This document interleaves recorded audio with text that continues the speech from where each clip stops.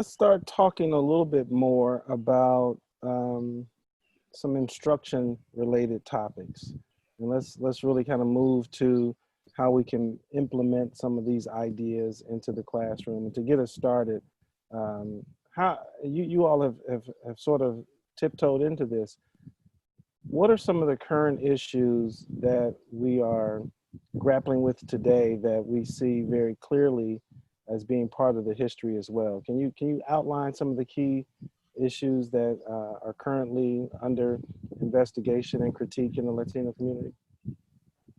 Well, we can start with immigration issues, Sure. DACA program. A lot of our students on the campus now are DACA students. Not knowing, the future is difficult, obviously. We can talk about issues of sanctuary, whether campuses should designate themselves as sanctuary campuses. We can talk, about all the current issues: police brutality, discrimination in housing, education. We still have the same issues, right? Latino faculty, Latino students, success, graduation rates,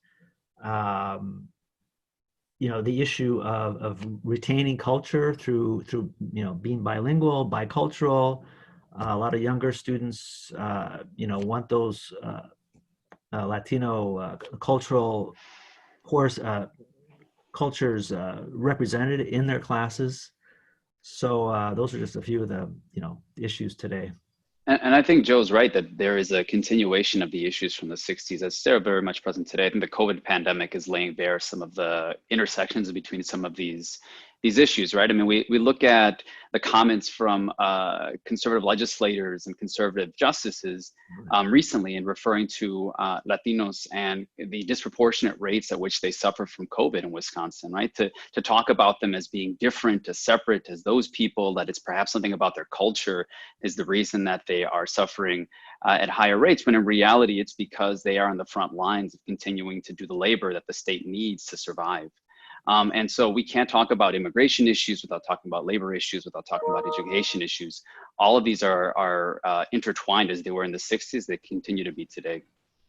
Mm-hmm. At the risk of overly intellectualizing all of this, one particularly interesting thread throughout community activism more broadly, are some generational tensions between young and old activists. Are you seeing any of the same kinds of generational what do we want to, generational tensions? Yeah. You didn't need that preface, Rob. Thank you. Why are you being so self-conscious on your own event? Well, people came here because of your intellectualizing. That's fair. Well, let's intellectualize it. What's going on between generations and whatnot? What are the young people up to that maybe they're looking at their more senior activists as kind of being a little too timid or something like that? Any ideas there? Well, let me just, I'll let maybe Sergio address the generational question, but one of the issues within the Latino community is the racial issue. And there's been some, internal debate about, Afro Latinos versus white Latinos.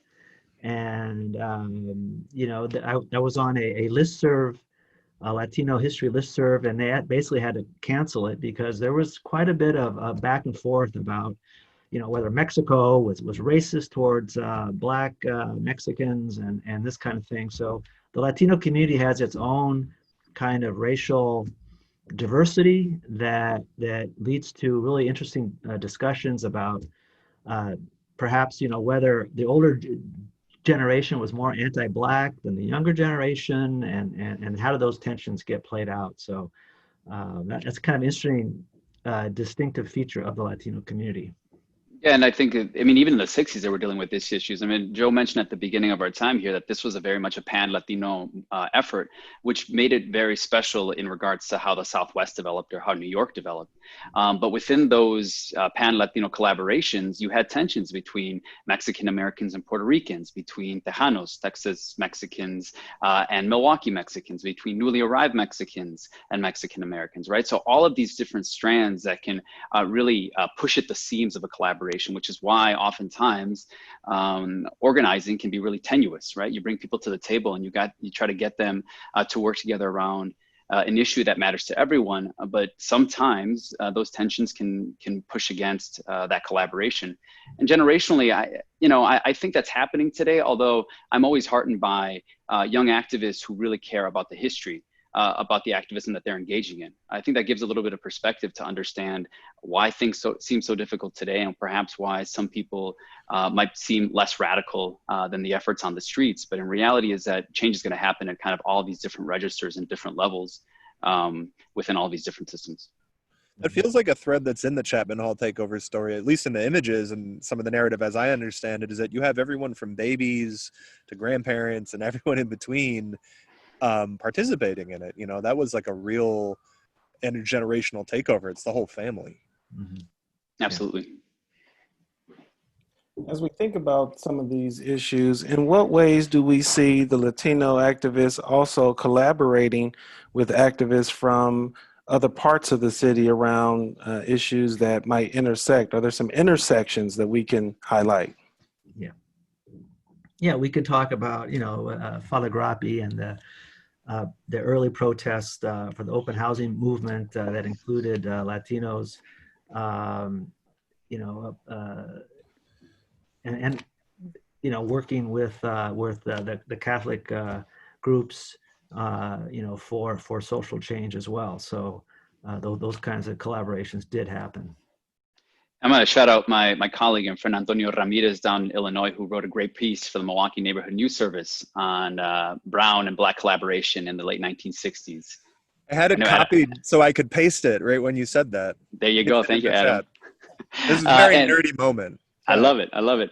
I mean, so these activists are in constant conversation. The first time that Black and brown activists get together kind of really cohesively is in 1968, protesting outside of the Allen Bradley found a corporation demanding more spots available for Black and brown Milwaukeeans to work in the company. And that kind of steamrolls from there, right? So the 1969, 1970 organizing around welfare rights, Father Grappi and Jesus Salas are kind of serving as organizers, but in reality, that march is led by Black, brown, and white mothers, right? Mothers who are saying the state is about to slash the funding that we have available for our children, for us to be able to take care of our families, and we need to organize ourselves in March from Milwaukee to Madison to demand that those changes not happen.